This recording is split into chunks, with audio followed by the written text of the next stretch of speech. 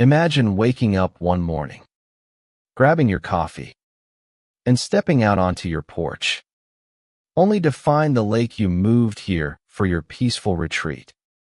Your fishing haven being sucked dry by roaring diesel pumps. And leading the charge, the HOA president herself, standing there like a wannabe general. Yeah, that was me. My name's Dan Hargrove. I'm a retired environmental lawyer who thought I had found my slice of paradise when I moved to Millstone Hollow Lake. I worked 30 grueling years in downtown litigation, and all I wanted was quiet mornings, dragonflies over still water, and maybe a few sunfish on my line. The deed was clear. Half the lake belonged to me, legally. The other half was under the control of the Millstone Hollow Homeowners Association. I was fine with the arrangement at first. We even had community fish fries. Kids would come over. I'd teach him how to clean trout and lie convincingly about the one that got away. It was peaceful until it wasn't.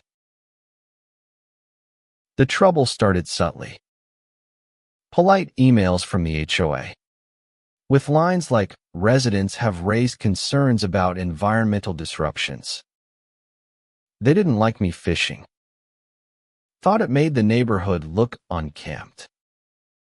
Like I was turning their picture-perfect catalog lake into an actual ecosystem.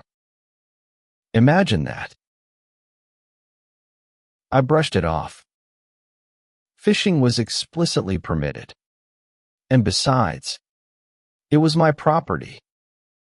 But behind the scenes, something bigger was brewing. I had no idea that the HOA president, a woman named Sharon Blevins, was pushing a secret development agenda plan to drain the lake and replace it with a fake Japanese rock garden. Why? Because she and her pals were cozy with a landscaping contractor who promised them kickbacks. One Saturday, I stepped outside and heard the sound of industrial chaos. Pumps were roaring. Water was vanishing fast. Fish flopped helplessly in the shrinking shallows.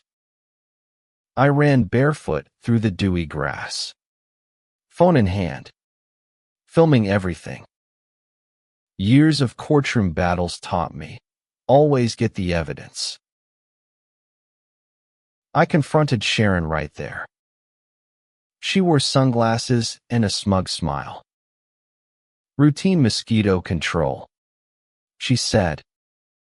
I told her half the lake was mine. She shrugged. Board voted. I couldn't believe it. This wasn't just petty HOA politics anymore.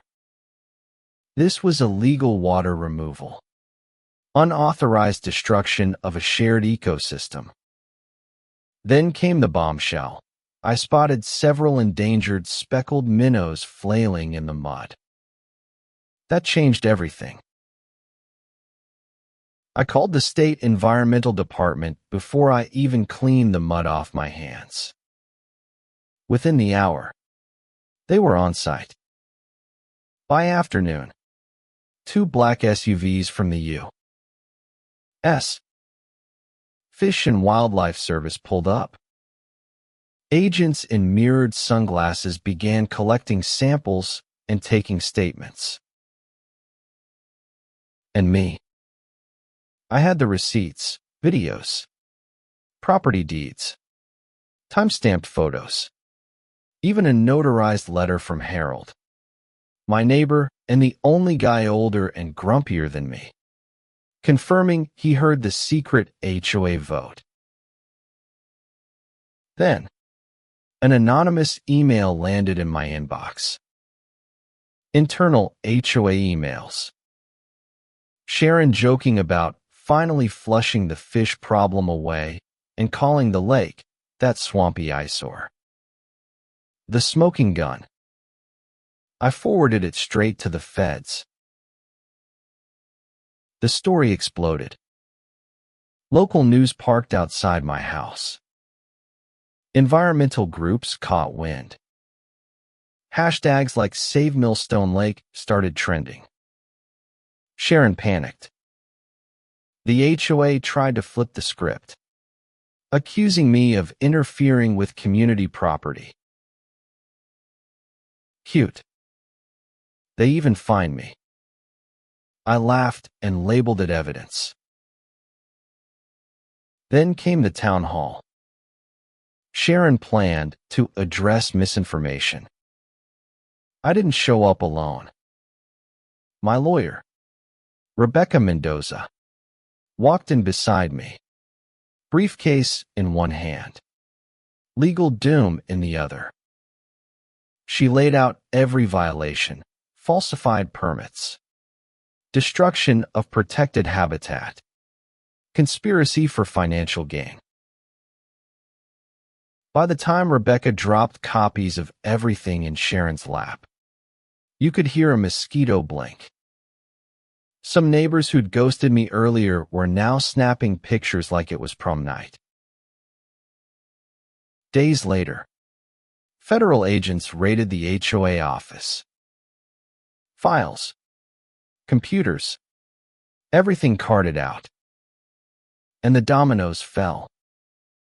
Board members resigned. The contractor flipped. Turned out Sharon had emailed him, "Do it fast before the tree huggers notice." The Department of Justice added fraud and conspiracy charges. Sharon was arrested in her bathrobe, cameras flashing. And just when it couldn't get more poetic, a storm rolled in.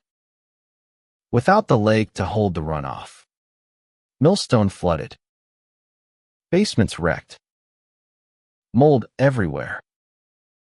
The very neighbors who backed Sharon were now furious and wet. I filed a civil suit. So did others.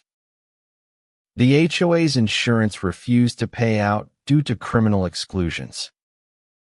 Suddenly, Sharon and her clique were personally liable. Homes, savings, retirement all on the chopping block.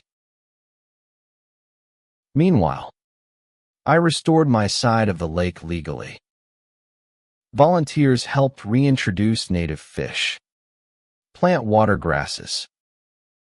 Even some of the folks who once gave me the cold shoulder pitched in. We built it back together. A year later, the new HOA board made up of actual residents who cared voted to rename the lake Harmony Waters. We installed a carved cypress memorial that read, "Respect the water." And me. I'm back in my boat, coffee in hand, casting a line as the sun rises. The fish are biting. The lake is alive. And Sharon, let's just say she won't be holding any HOA meetings for a while. So, what would you have done in my shoes? Ever dealt with an HOA gone rogue?